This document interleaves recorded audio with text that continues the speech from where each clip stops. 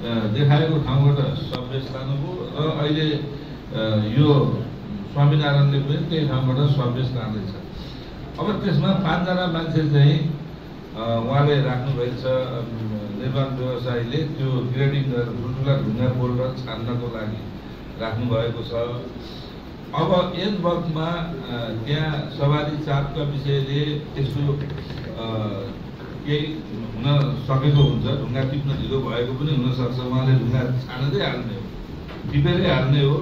बरुवा खोलाको मेटेरियल जो ल्याब टेस्ट गरेर त्यो चाहिँ ओके भइसकेपछि बल्ल त्यो हाल्न अनुमति पाएको हो। र त्यस्तो चाहिँ निर्माणका कामहरूमा, थुप्रै निर्माणका कामहरूमा चाहिँ अब यसरी चाहिँ बोल्डर टिप्ने मान्छेहरू राख्ने गर्छन्। त्यो अहिले चाहिँ हाम्रो यो चाहिँ यो पूर्व पश्चिम राजमार्ग अहिले एसियन हाइवेको रूपमा काम हुँदैछ। त्यहाँ पनि चाहिँ यो बोल्डर टिप्ने मान्छे राखेको हुन्छ, हरेक ठाउँमा त्यो राख्छन्।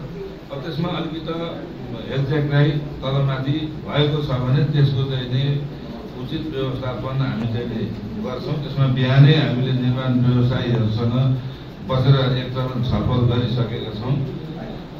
र जहाँसम्म अस्पतालको कुरो छ, अब यसमा बेस हाल्ने काम 3-4 किलोमिटर चाहिँ सम्पन्न भइसकेको छ। स्वामीनारायण कम्पनीको आफ्नै क्रसर छ र क्रसरमा चाहिँ उसले आफूलाई चाहिने माल बेसको र चाहिने चिप्सको, अस्पताल चाहिँ पिच पकाउन चाहिँ प्रयोग हुने चिप्सको चाहिँ कुटेर चाहिँ उसले स्टोक गरिसकेको छ। अब अस्पताल चाहिँ कहाँ पकाउने भन्ने कुरो उहाँको आफ्नो निर्माण कम्पनीको आफ्नो कुरो हो। अस्पताल प्लान्ट चाहिँ पिच कहाँ पकाएर ल्याएर हाल्ने भन्ने कुरो। अब